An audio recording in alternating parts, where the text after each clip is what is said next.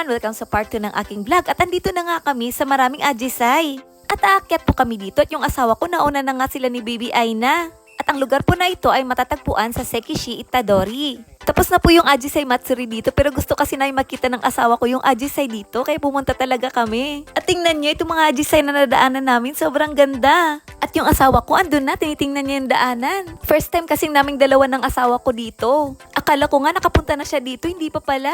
Kasi nga puro nga daw siya trabaho noon at minsan lang talaga daw siya gumala kasama yung family niya noon. At ako din hindi talaga ako gumagala, bihira lang talaga kasi puro ako trabaho noon. Para may maipadala sa Pinas at para mabayaran yung mga gastusin dito sa Japan. Sabi ko kay God, ganito na lang ba talaga yung buhay ko forever? Puro na lang ako trabaho. Sabi ko kay God, sana makahanap ako ng taong mamahalin ako at makasama ko forever. Kahit hindi mayaman kasi hindi naman ako maluho, basta't responsible lang sa family at mahal na mahal ka. At pati yung family mo, mahal niya din at pati yung anak mo. Kasi hindi ko naman kailangan ng pera kasi masipag naman ako magtrabaho at saka kaya kong kumita ng pera sa sarili ko. Kaya nga nagulat ako, nagkakilala kami ng asawa ko, binigay talaga ni God siya sa akin. At ngayon, nakapag-focus na ako sa family ko at nagkaroon pa kami ng baby girl. Natupad talaga yung pangarap namin. At yung anak kong si Haring na nasa Pinas, pinapunta niya dito sa Japan at pinag-aral niya. O diba, ang bait ni God? Kaya kayo, huwag kayong wala ng pag-asa kasi darating din yung mga hinihiling nyo in the right time at ibibigay din yan sa inyo ni God. Magugulat kayo, sobra pa yung blessing na ibibigay niya sa inyo. Kaya continue lang po tayo sa ating ginagawa at pag may mga pagsubok na darating sa buhay natin, malalagpasan po natin yan.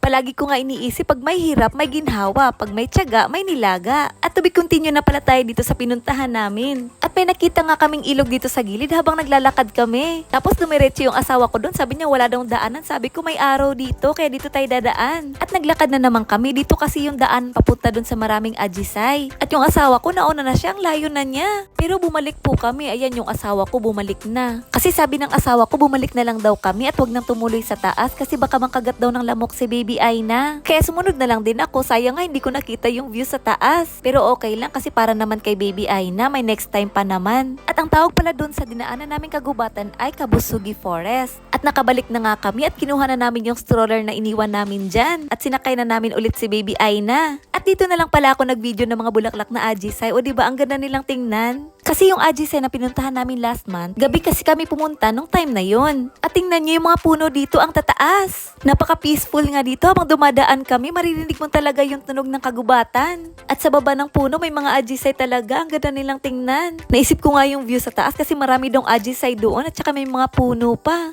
At ayan, hinihintay ako ng asawa ko sa baba. Lagi ako niyan hinihintay ng asawa ko, hinahayaan niya ako mag-video at mag-picture-picture sa mga bulaklak. Kasi alam nga niya pinopost ko to at binablog ko nga to. At buti nga nawala yung ulan at gumanda yung panahon. Kasi nung after namin nag-lunch, umulan nung papunta kami dito. Pero buti na lang pagdating namin dito, nawala na yung ulan. At bigla ko itong nakita kaya kinuhanan ko talaga ng video kasi ang ganda ng view niya. Ang ganda talagang kumuha ng mga video pag maganda yung panahon. Hanggang dito na lang and sa next vlog ko ipapakita ko po sa inyo yung mga nakuhanan kong video ng mga ajisay. At may pinuntahan pa kaming isang place na tsak na magugustuhan nyo kaya see you sa next vlog. Thank you sa panonood. Bye! Arigatou gozaimasu!